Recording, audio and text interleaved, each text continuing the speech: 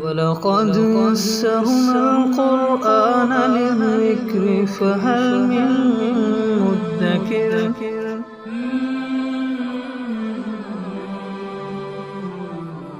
آیت نمبر 92۔ اعوذ باللہ من الشیطان الرجیم، بسم اللہ الرحمن الرحیم۔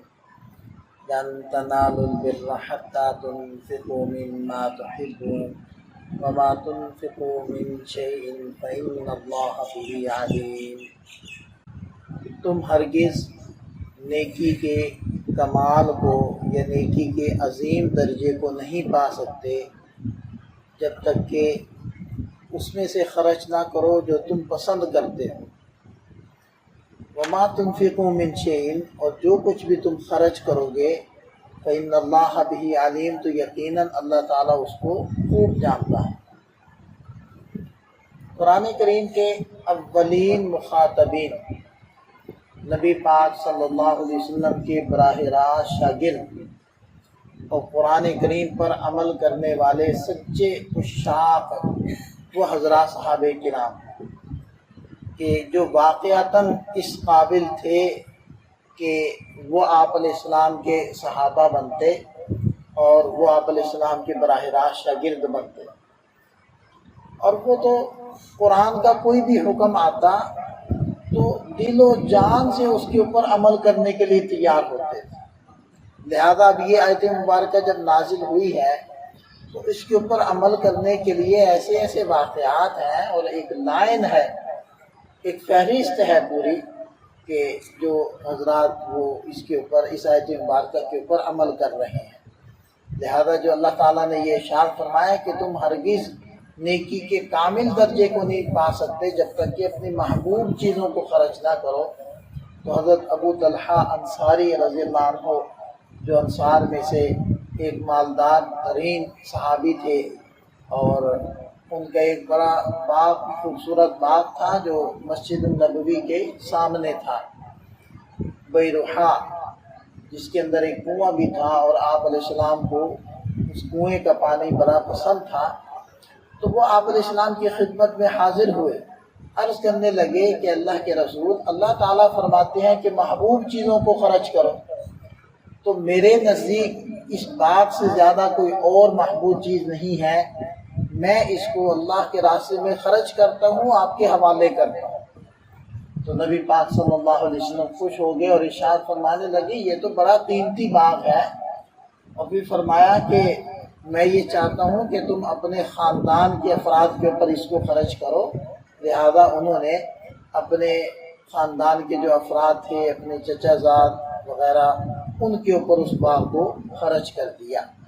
اس کے اندر دیکھیں کہ دو باتیں ہمیں پتہ چلی۔ ایک بات تو ان کے عمل سے یہ پتہ چلی کہ اپنی محبوب چیز اللہ کے راستے میں کیسے خرچ کی جاتی ہے۔ دوسری یہ بات پتہ چلی کہ صرف یہی نہیں کہ فقراء یا مستحقین کو کچھ دینا، اس کے اندر بندے کو ثواب ملتا ہے اور وہ صدقہ ہے، بلکہ اپنے خاندان، اپنی فیملی کے افراد کے اوپر انسان جو کچھ خرچ کرتا ہے تو اس کے اندر بھی صدقے کا ثواب ہے، اور اس میں بھی انسان کو نفع ملتا ہے، ثواب ملتا ہے۔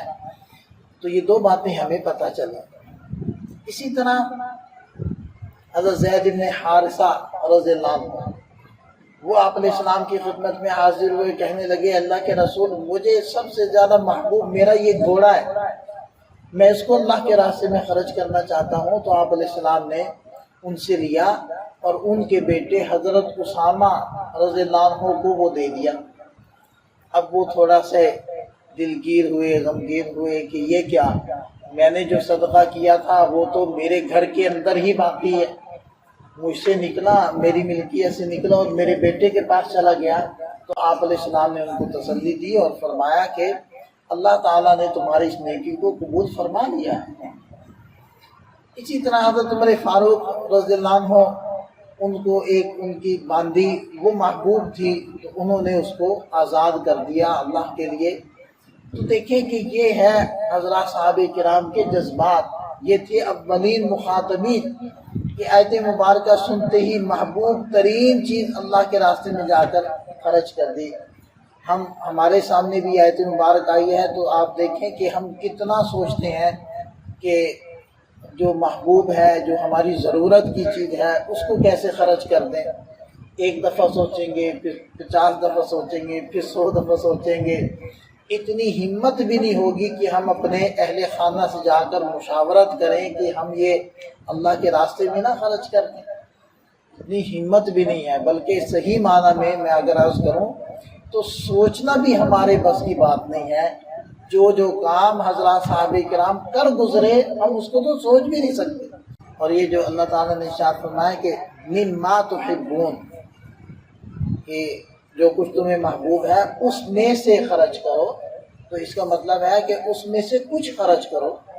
یہ نہیں ہے کہ جتنا آپ کو محبوب ہے اپنے اموال میں سے وہ سارا ہی خرچ کرو، مما، اس میں سے کچھ اللہ کے راستے میں خرچ کرو۔ اسی طرح قرآن کریم میں دوسری جگہ آتا ہے وَأَنفِقُوا مِن طَيِّبَاتِ مَا كَسَبْتُم، من طیبات، کہ جو کچھ ہم نے تمہیں رزق دیا ہے اس میں سے جو عمدہ ہے، طیب ہے، وہ اللہ کے راستے میں خرچ کرو۔